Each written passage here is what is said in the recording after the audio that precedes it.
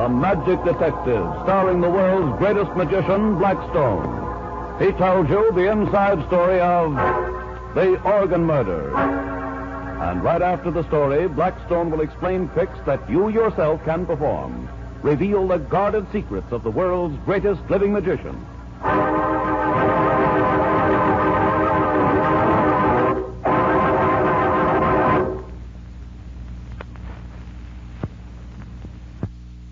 Blackstone, the Magic Detective.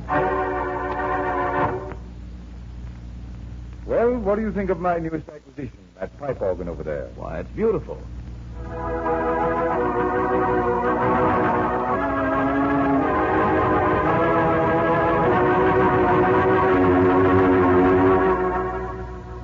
Gee, I didn't know you played the organ, Blackstone. Oh, he can do anything, that guy. Hey, that really is a beautiful instrument. But what's it doing in a magic studio? You know, everything in this room has something to do with magic, and somehow the organ seems out of place. Well, the organ isn't magical, really, but there was a time when some people thought it was. What do you mean? Sounds like a story. It is. Quite a story. Tell him about it. Well, Helen Trask was a friend of Rhoda's, and when her husband was shot, she asked me if there was anything I could do. You've got to help me, Mr. Blackstone. You've got to. Helen, dear, don't get so upset. Of course Mr. Blackstone will help you. That's why he's here. Tell me exactly what happened, Mrs. Trask, on the day your husband was murdered. I was sitting right here in this room, waiting for Wesley. He had called and said he wanted to speak to me about something very important.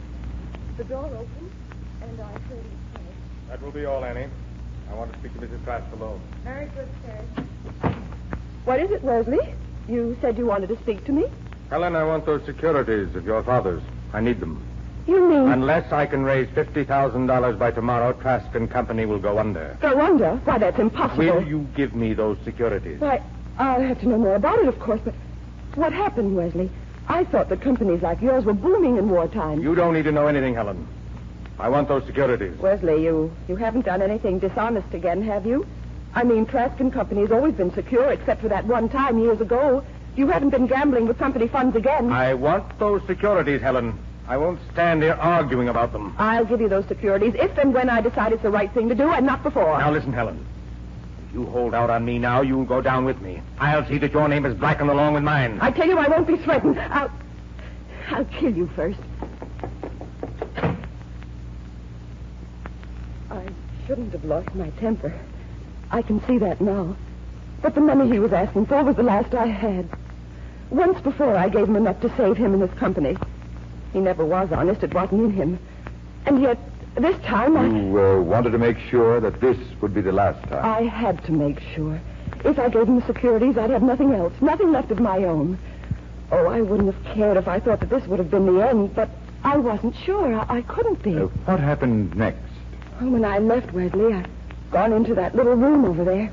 I was walking up and down, trying to make up my mind, when I heard him go over to the organ.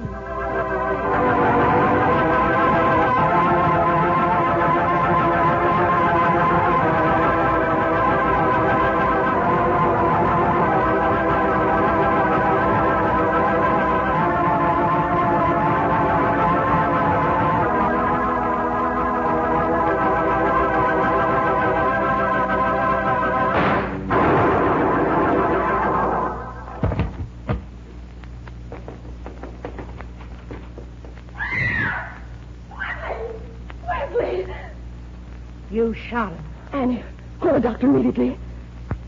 He don't need no doctor. He's dead. Oh, no. No. You shot him. No, you're wrong, Annie. He committed suicide. That's it, suicide. You said I won't be threatened. I'll kill you first. And you done it. No. No, Annie, I didn't do it. No.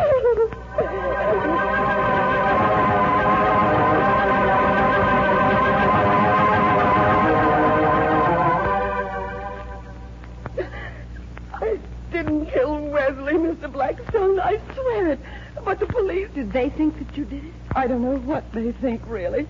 They've asked me not to leave the house. May I look around this room, Mrs. Trask? Why, certainly, Mr. Blackstone. Had your husband ever contemplated suicide that you know of, Mrs. Trask? Why, no, never.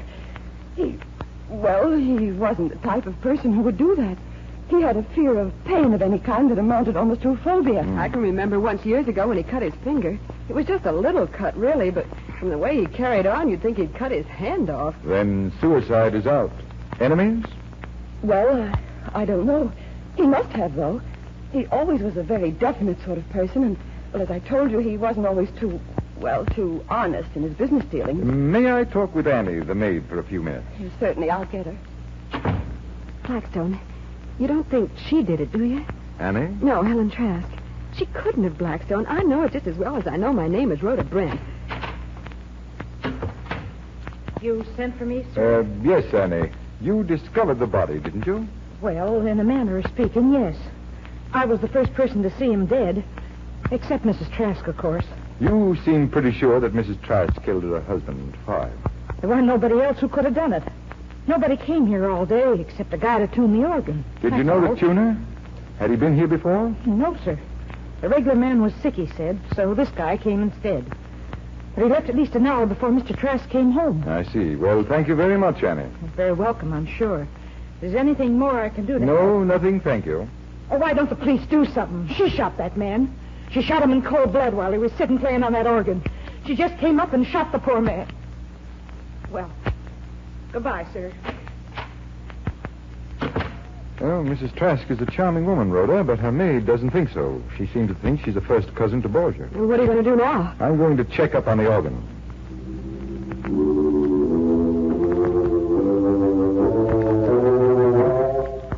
There's some connection here, Rhoda.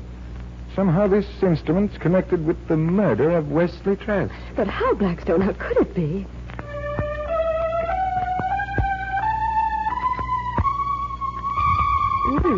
Maybe the organ tuner was in here yesterday, but he certainly didn't do a good job. That note is flatter than a flounder. I have it.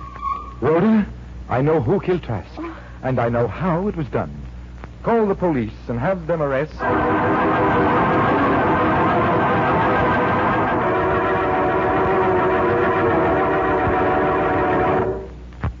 But who was it? Annie? Mrs. Trask? Guess again. Well, there's no one else who could have done it. Wait. You got it?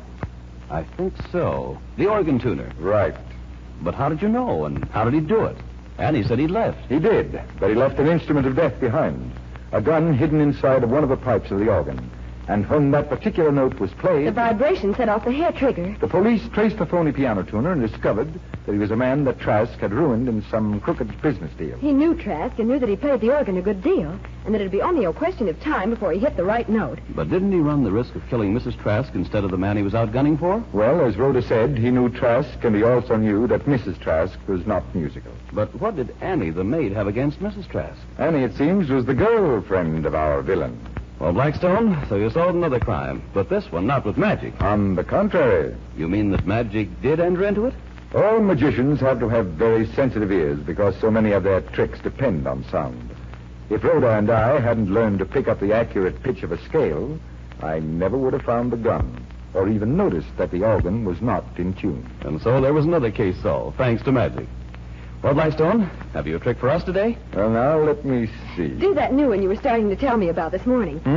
Oh, all right. What's this trick based on, Blackstone? Vibrations. Just as the gun that shot Trask was motivated by vibrations. Well, that sounds like real magic. Oh, it is. Rhoda, hand me that bottle of beverage. Okay. Thank you.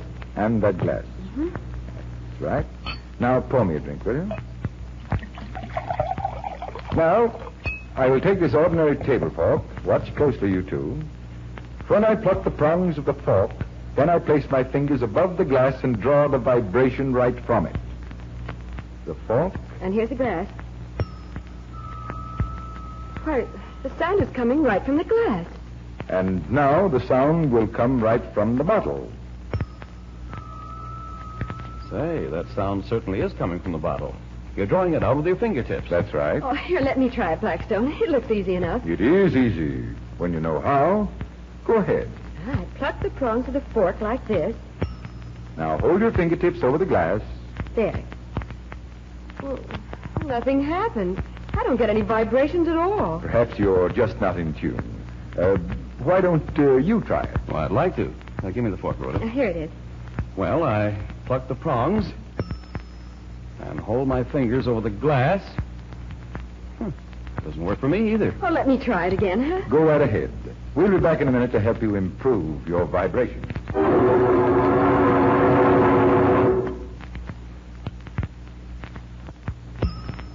Oh, Blackstone, it still doesn't work. Oh, yes, it does.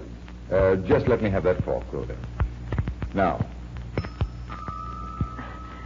But how? I did just what you're doing, but I didn't get any sound at all. Keep watching my left hand, Rhoda, the one that holds the fork. Oh, I see now. You're pressing the end of the fork against the table. Yes, and that's what produces the singing sound. See? Now the fork handle against the table. But I would have sworn it came from the glass. And one time I heard it come from a beverage bottle. Well, that's because your ears deceived you. Guessing the direction of sound is almost impossible. And there's something else that fools you. First you see me pluck the fork, and then my hand goes over to the glass. That's when I set the fork handle on the table. So what our eyes think they see, our ears believe what they hear. That's exactly it, Rhoda. And that's real magic. I hope you enjoyed that trick, ladies and gentlemen. And now, until next time, this is Blackstone wishing you good magic and goodbye.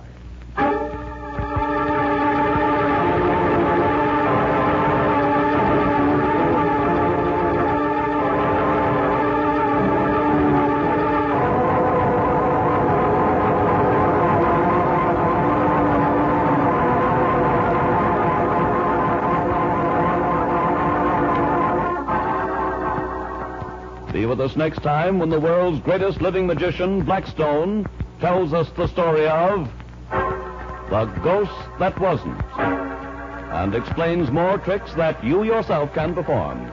Listen in again to Blackstone, the world's greatest living magician.